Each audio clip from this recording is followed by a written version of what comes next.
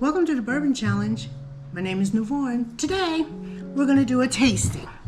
I have a bottle here that is a little interesting. It's a bottle that I always see on the shelves in my area, and I've never seen a review of on Whiskey Tube. So I figured, let me get a bottle and review it and see why I never see reviews of it on Whiskey Tube.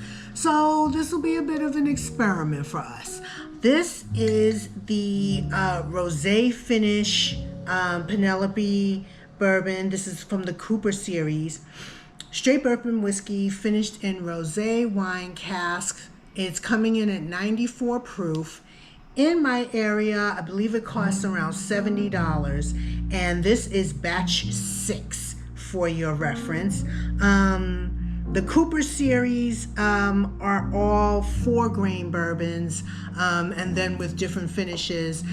There's the Tokai finish, there's the Rio that everyone talks about, there's the orange finish, Naranja, I believe it's called.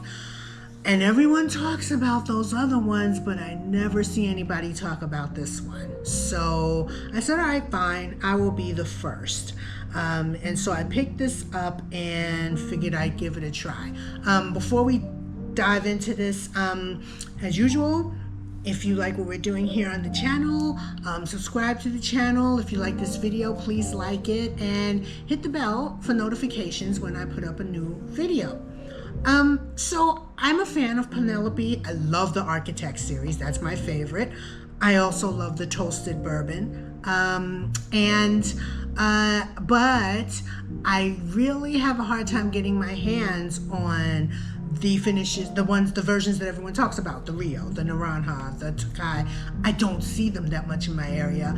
I was in a store recently where I did see a bottle of the Rio, and I asked the shop owner, oh, how much would you charge for that? And he said, for you? And I said, yeah. And he said, $150. And I said, no. I'm not doing that. I've never had it before, and the opinions that I've heard vary widely. So I wasn't going to drop that on that bottle. This one, however, I see everywhere. So I figured let's give it a whirl. I have to start though by talking about the cork. It's got a glass cork. Now, I've had wine with glass corks, and it's cute and it's a novelty. My problem with this though is that it's hard to get it off.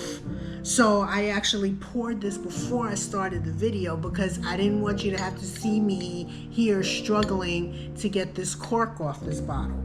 But it's not convenient. It's a little hard. It's a little unwieldy, and that kind of bugs me, turns me off. The look of it is great, but it's just not that practical. So that's my first knock on the packaging. All right. So I said, let's get into this. I did actually try this a couple of weeks ago and was not that thrilled with it. Let's see if it's opened up. Let's see if it's improved any with a little air in the bottle since we've gotten past the neck pour. Let's get in on the nose. Now, the nose on this is actually really pretty. It's, you can smell the rosé finishing. It's very, very, very floral. It's actually singeing my nose a little bit, which is interesting being that it's only 94 proof. But the nose is very floral. It's also light though. So you already know by the nose that this is not going to pack a punch, and that's okay. I was thinking this would be a good summertime wine. I'm still leaning that way. But I'm getting floral, little bit of maybe strawberry. This really does taste like summertime wine in a glass. It tastes like, it smells. It smells like wine that's especially high proof. Yeah, It's actually a very pretty nose. All right, let's get in on the palate. Cheers, everyone.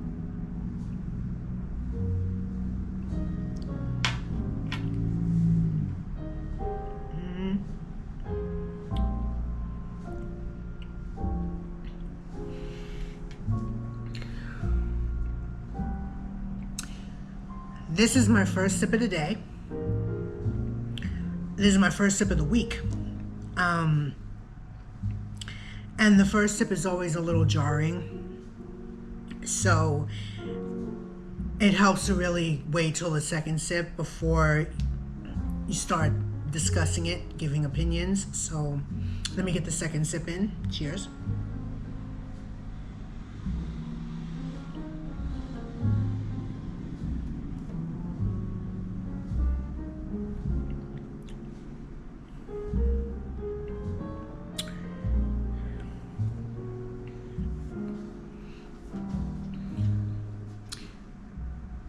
Here's what strikes me immediately is this really does remind me of why I sometimes don't like rosé wine. And the rosé finish is very heavy on this. I'm a big fan of red wines. And rosé wine always tastes to me like not quite red wine. Like instead of being a wine of itself, instead of being its own wine, it tends to taste to me like it wants to be red wine, but it's not. And I'm having the same problem with this bourbon. It is a little different. It is a little sweet, but not quite as sweet as I would like. It's not, it doesn't, you don't get typical caramel, brown sugar, corn. You don't get the usual bourbon flavors, and I miss that. It's more the rosé taste is very, very, very much in your face, and it mutes the bourbon flavors. There is a bit, it is a bit fruity, strawberry mostly.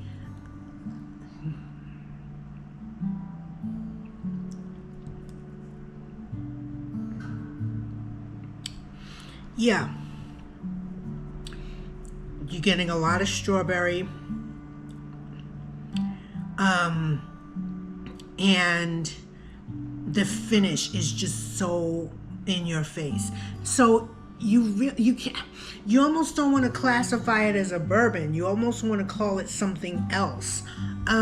This to me tastes like summertime in the yard or on the porch with friends, sitting around sipping it. This is perfect for that. But if I say, oh, I would love to have a bourbon tonight, and I grab this, I'm going to be disappointed because that's not going to be what I want. It's good. It's just, it's not typical bourbon good. So, for example, I wouldn't give this to someone who's never had bourbon before, because this isn't what bourbon tastes like. You know, this is what a rosé finished bourbon tastes like. So I wouldn't give it to a newbie, even though the proof is somewhat low. I wouldn't give it to a newbie. This is more of a, hey, you want to try something different?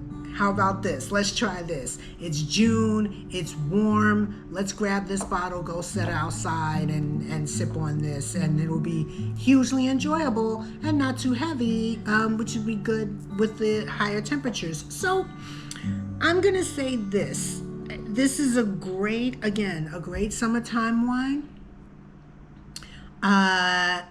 If you see it on the shelves, pick it up. It's a nice novelty. It's very pleasant. It's just not your typical bourbon. Okay, how's that? So I'm not gonna knock it. I do think it has its place. Just keep in mind that it is not your typical bourbon. Okay, so that's gonna wrap it up. I hope to see you again here on the Bourbon Challenge. Remember, like the video, subscribe, hit the bell, and I hope to see you next time. Okay, take care, guys.